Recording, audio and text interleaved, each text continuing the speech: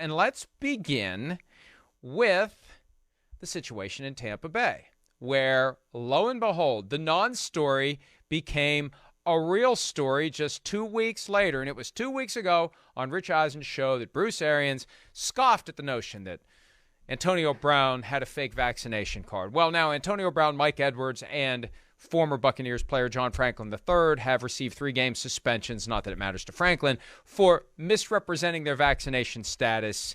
Here is Coach Arians from the get-go at his press conference earlier today.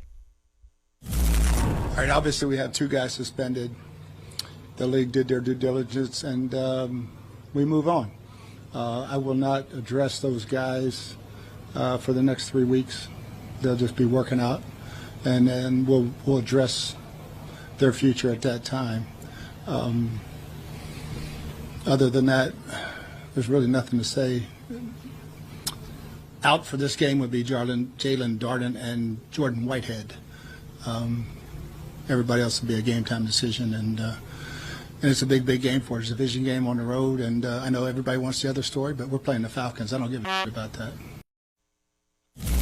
He did the. Did you notice the little tell there when he said we'll make a decision about them later? I don't know whether that means the decision's already been made and we're going to get rid of them, or do you think the decision is going to be anything other than we welcome them back with open arms because they help us win football games? And at the end of the day, if Antonio Brown was struggling at the bottom of the roster, he'd be gone. And the problem is you got to get rid of both of them. You can't just say we're keeping the one who is good and we're getting rid of the one who stinks.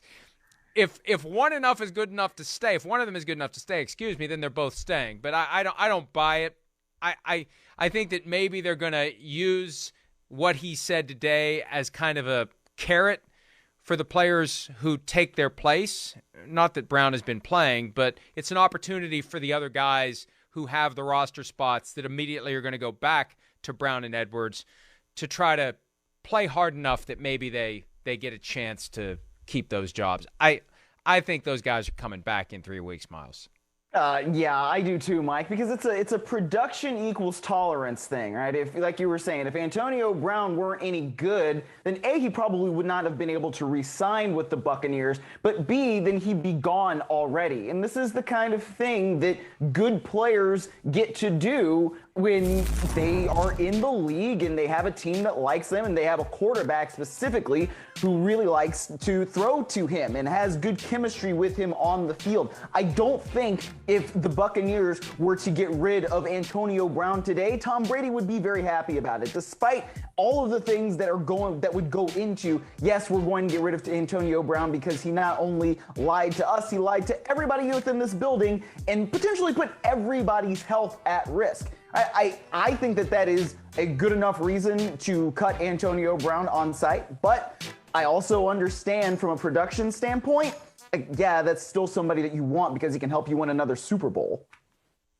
And I would like to think some of the reporters showed up at today's press conference ready to remind Arians that he told Peter King in October of 2020 of Antonio Brown, he screws up one time, he's gone. I wanted to hear Arians stick handle his way through that. And my guess is he would have said, well, that was when he first joined us. He's been a model citizen ever since he joined us, except for the fact that he gave us a fake vaccination card. Other than that, this guy's been great. There's nothing funny about this. That, Mrs. Lincoln, how was the play, yeah. Right? I mean, that's a big deal here. That's a big deal. It's a big deal. When Bruce Arians is a 3-time cancer survivor, Tom Moore, offensive consultant, is 83 years old. Yes. And these are two of the individuals who face potentially a serious illness or death from a breakthrough vaccination, even though they've been fully vaccinated. It's a problem. It's a real problem. And if Antonio Brown wasn't viewed as such a key piece of the puzzle for them to get back to the Super Bowl and win it again, he would be gone. Mike Edwards would be gone. There would be no questions asked. So that little scratch of the year, that's telling us that these guys are going to be back. They're going to be back unless they do something stupid over the course of the next 3 weeks. And with Antonio Brown, you can never rule it out, as evidenced by the latest brouhaha in which he found himself. Now, Arians said something else that I completely agree with, because he made the point that I think that the league should be looking into other teams. And he was asked, well, does that mean you think other teams have this situation? He said, maybe. Well, I look at it this way, Miles, and I asked the NFL yesterday. It was one of the first things I did. Email to the league and the union. What are you doing to look into whether or not other teams had this same issue with players misrepresenting their vaccination status? And the league said, well, we've got 80% of the players who got their vaccines at the team facility. So for the 20% who got vaccinated away from the facility, what we did is we asked the teams, is your rate of positive test results, your rate of COVID infections, the same or different for your 80% who got jabs at the facility and the 20% who brought in cards? And the league told me that they heard from all the teams that it's the same. And I don't know how the honor system really works in this regard. Maybe it is, maybe it isn't. That's logically flawed. It doesn't matter whether or not you have the same or higher rate of positive infections for the guys who were vaccinated off-site versus the guys who were vaccinated on-site. What matters is whether or not you have guys showing up giving you fake vaccination cards. And we already have the representative sample in Tampa. We've got, let's assume 53 are vaccinated, 80% got vaccinated on-site, 20% off-site. That's about 10 players who were vaccinated off-site. 2 of them brought in fake cards. That's 20%. That's enough for me to say we're going to look at the 20% that makes up the rest of the league. That's about 300 players. We're going to vet their cards. And if they're fake, they're getting suspended too.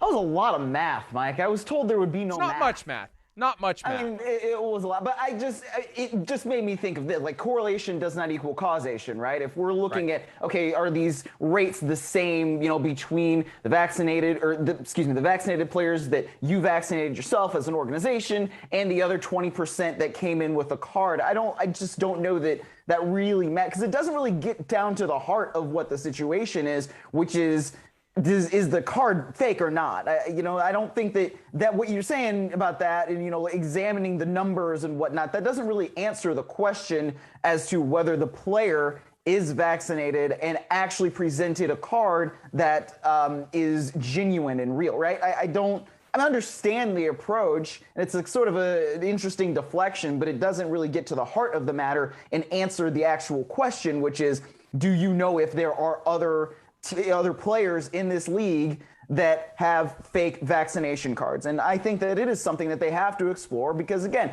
if you are unvaccinated and you have to go into the facility every single day to get tested, there are different rules for vaccinated players. And if you are pretending to be vaccinated, you are putting the health and safety of everybody at risk.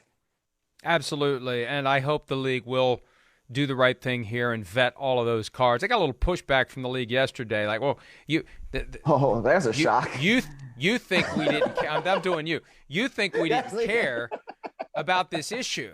I got that. I got some of that. You think we didn't care about it. It's like, well, you know what? Here's the thing. If I hadn't made a big deal about it, maybe you wouldn't have cared.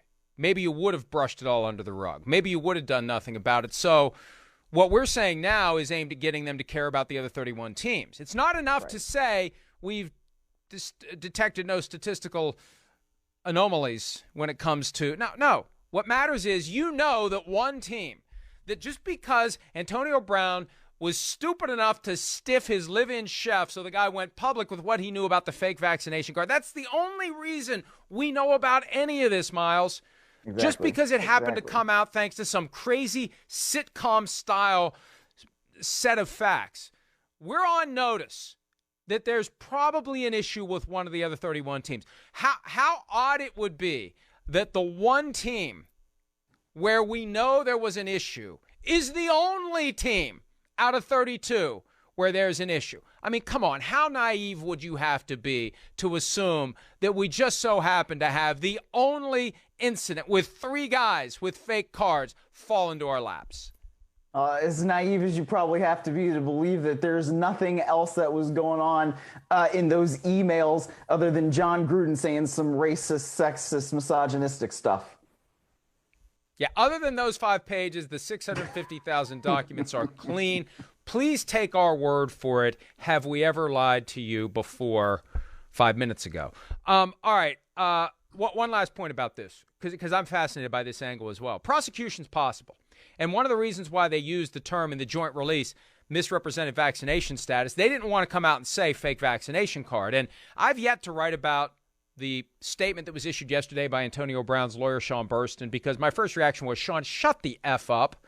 I mean, come out and say, well, he really is innocent. We just took this punishment because just shut up. Just say nothing in that setting, because your guy, as far as the NFL is concerned, did it. Keep your head low and your mouth shut, because the more you say, the more you potentially attract the attention of a federal prosecutor who thinks, what a message we could send to the rest of the country about the importance of not giving fake vaccination cards to people if we prosecute a high-profile person who gave a fake vaccination card to someone. So that's we don't know where that stands.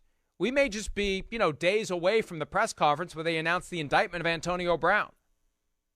That would be certainly interesting. And what's funny, Mike? Yeah, I have continued to hear sometimes about like people who may or may not want a fake vaccination card, and not really from my circle of friends, but like friends of friends. Somebody was texting me today actually about the same sort of thing. Like they saw on social media somebody had posted like, oh, there's these vaccine cards and it's CVS. What if I just took them? Like, you would probably be prosecuted. Like, you'd at least get in a lot of trouble. And beyond that, why do you want to prolong a pandemic by giving people something that, again, like not only is vaccine free, but because it's being paid with by your tax dollars, you already paid for it. Just go get the shot, man. Get your boosters too.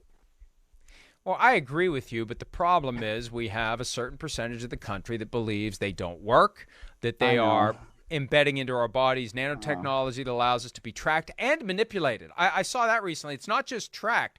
We're also being manipulated by the nanobots that have been injected into our bloodstream. So maybe the words that I'm uttering now aren't really my words. Maybe Bill Gates is making me say these things. So thank you, Bill, because I feel like I'm having a pretty good day. It's about a B-plus day. So thank you, Bill, for programming my brain and my mouth that I actually come off as semi-articulate today. Because on a Friday, you never quite know how it's going to go. Hi, I'm Mike Tirico, and thanks for watching. Make sure to hit subscribe for the latest news and highlights from NBC Sports.